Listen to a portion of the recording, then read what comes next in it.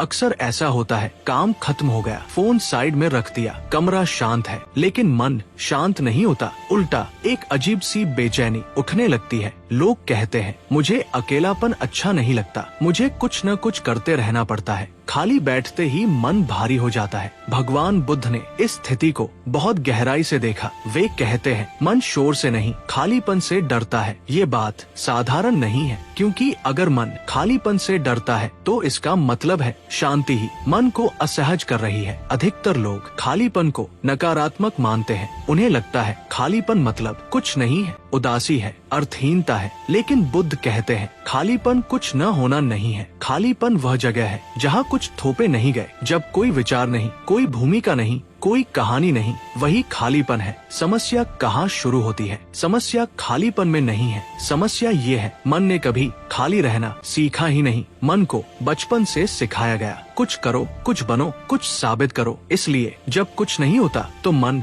घबरा जाता है। मन शोर का आदी है। लगातार सोच, लगातार सूचना, लगातार तुलना, लगातार प्रतिक्रिया, ये सब मन के लिए सामान्य बन गया है। बुद्ध कहते हैं जिस मन ने शोर को घर बना लिया उसे शांति अजनबी लगती है। आधुनिक उदाहरण, जब आप मोबाइल नहीं देखते तो हाथ अपने आप फोन ढूंढता है। क्यों? क्योंकि मन खालीपन से बचने की कोशिश कर रहा है। ये सबसे गहरी बात है। मन खालीपन से इसलिए डरता है क्योंकि खालीपन में मैं कमजोर पड़ जाता है। जब आप व्यस्त है तो मैं मजबूत लगता है। मैं काम कर रहा हूँ, मैं कुछ हासिल कर रहा हूँ, मैं किसी से बात कर रहा हूँ। लेकिन जब सब रुकता है तो मैं के पास पकड़ने के लिए कुछ नहीं रहता, और यही डर पैदा होता है। बुद्ध का सीधा सूत्र, बुद्ध कहते हैं जहाँ मैं को सहारा नहीं मिलता वहाँ भय उत्पन्न होता है। खालीपन अहंकार का दर्पण है। जब मन खाली होता है तो अक्सर ये चीजें ऊपर आती है। दबा हुआ दुख, पुराना डर, अधूरी यादें, असुरक्षा।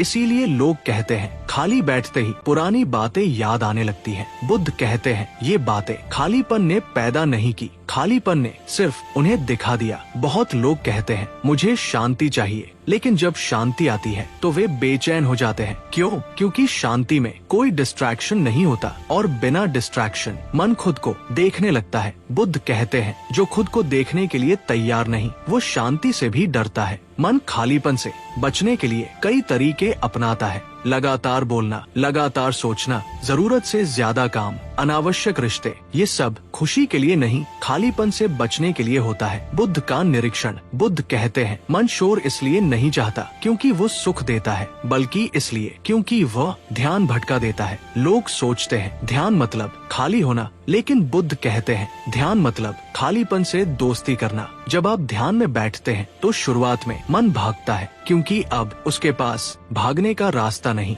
ये डरावना लगता है, लेकिन यही प्रक्रिया है। अगर आप खालीपन में थोड़ी देर टिक जाए तो एक गहरी बात दिखती है। आप खालीपन से नष्ट नहीं होते, आप अब भी मौजूद हैं। यहीं से मन को नई सुरक्षा मिलती है। बुद्ध का गहरा अनुभव, बुद्ध ने ज्ञान किसी विचार से नहीं पाया। उन्होंने हर विचार के रुक जाने के बाद जो शेष था उसे देखा। वही शून्यता नहीं, जागरूकता थी। जब आप खालीपन से डरना छोड़ देते हैं तो आप बाहर की चीजों पर कम निर्भर होते हैं। आपको हर समय कुछ चाहिए नहीं होता। यही आंतरिक स्वतंत्रता है। दिन में जानबूझकर कुछ क्षण खाली रखिए, बिना फोन, बिना संगीत, बिना बातचीत, बस बैठिए। अगर बेचैनी आए तो भागिए मत, देखिए। यही अभ्यास मन को नया साहस सिखाता है। बुद्ध कहते हैं खालीपन निष्क्रिय नहीं होता, वहीं से नई समझ, नई दृष्टि उत्पन्न होती है। लेकिन अगर आप हर खाली जगह शोर से भर देंगे तो कुछ नया आ ही नहीं सकता। जब आप अपने खालीपन को स्वीकार कर लेते हैं तो आप दूसरों के डर को भी समझने लगते हैं।